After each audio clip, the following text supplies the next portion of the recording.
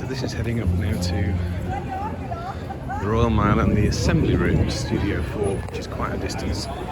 It's 5 to 1. The show starts at 10 to 1. And that guy on the right looked like a flyer. He was looked as though he was handing out brochures for maybe the Free Fringe, but in fact he doesn't. He sells a rather dreadful joke catalogue of stuff that he's compiled in there, and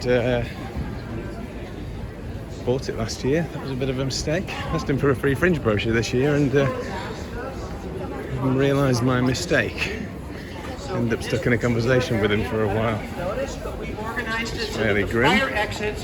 American, about to do a Frisco Fred. Okay, that joke makes more sense if you're hard. Now, where are we going? Concentrate on where you're going, Julian.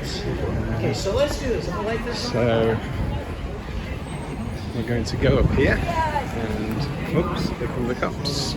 Spotted something, don't know what. That is the rather nice courtyard. There's always people with it. Always people doing their street entertainment acts. Spend a long time gathering crowds, and this used to be a rather convenient pound stretcher where you could get all sorts of household wares, everything you needed for the house. And they turned it down and turned it into a kilt and shortbread shop like everything else in Edinburgh at the moment. Not easy navigating the streets, of course, because everybody's sticking out their mobile phones left, right and centre. This is it Southbridge? Is that what they call it? I think so. You spend half your life on the side of the road trying to avoid the bus stops, because it's a big bus place, Edinburgh. They don't have well, they do have a tram, famously, of course, which cost about £1 billion and doesn't go anywhere very interesting. It's this is a female bagpiper. There we go. Why not?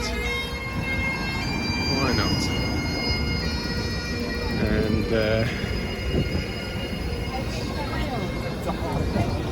this is that was a Sainsbury's. There's two Sainsbury's within very, very short distance between each other, but if you're ever looking for change you want to break a tenner and you need maybe a £5 for a tip for a Free Fringe show, very hard to get hold of £5, but places like Sainsbury's and M&S usually have at least one machine that will give you cash change. While obviously it's quite hard to get people to accept cash in this country at the moment, because the system and the government wants us to be fully digital, so it's more convenient, isn't it, of course, so we can be monitored and every penny that we spend and everything is known, and that information is for sale to big business. Anyway, you know the drill, don't you? We're all being watched. So these are the pavements that you have to navigate. This is an art gallery. I don't tend to go in there. Talbot Art Gallery. I prefer moving art. All these things are...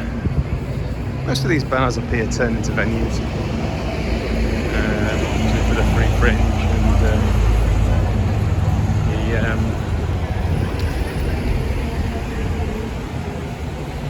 most of them have a room that they'll put on the Free Fringe. Captain's Bar up there.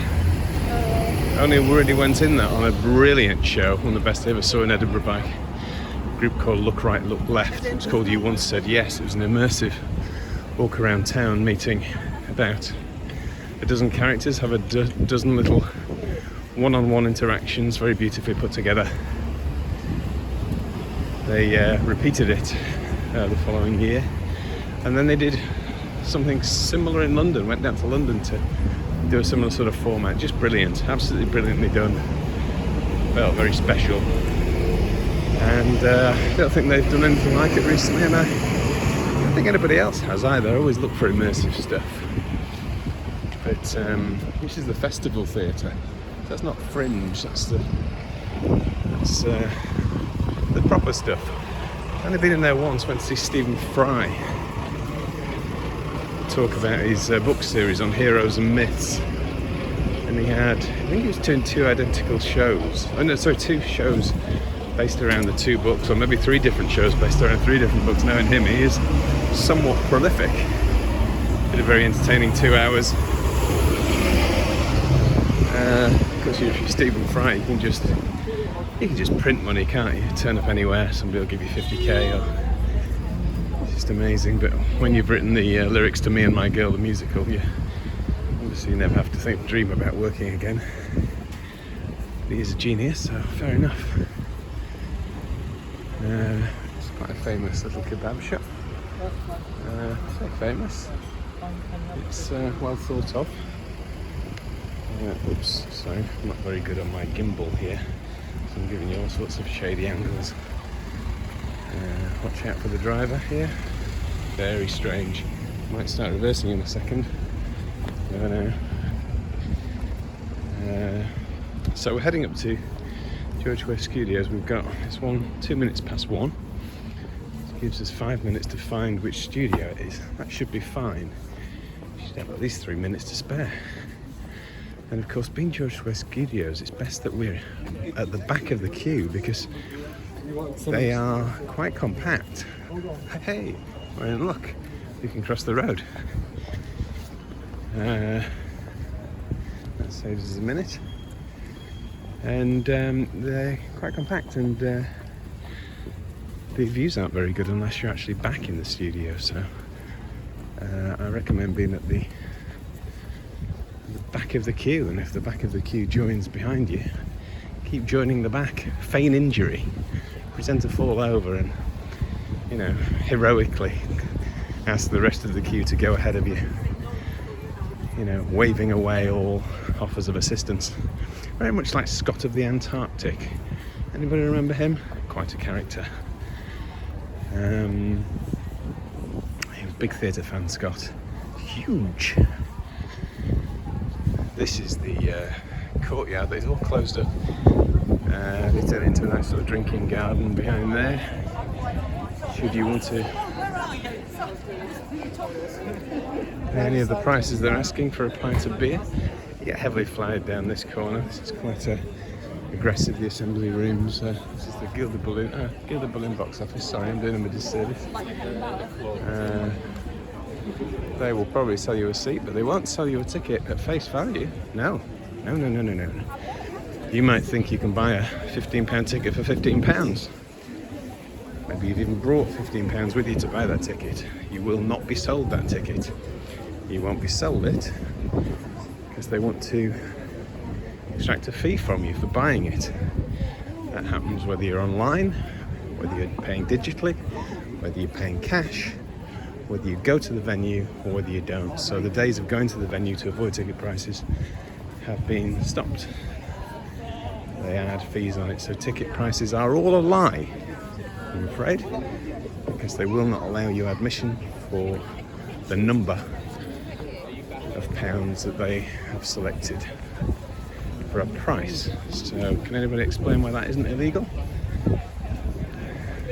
Because nobody complains, dear listener. Because nobody complains. You accept the control they put on you. This fish and chips apparently cost £15 here. £15 for fish and chips. Sorry about that, everybody, but that's the harsh reality of fringeonomics in a impending recession. Still, you wouldn't guess it, although it's not that busy today, pleasingly. But then it is only, don't tell me it's a Wednesday. It's Wednesday on the final week of the Fringe, approaching what will be a hot and sweaty back holiday, which means, of course, that it will rain extensively. But we don't worry about that.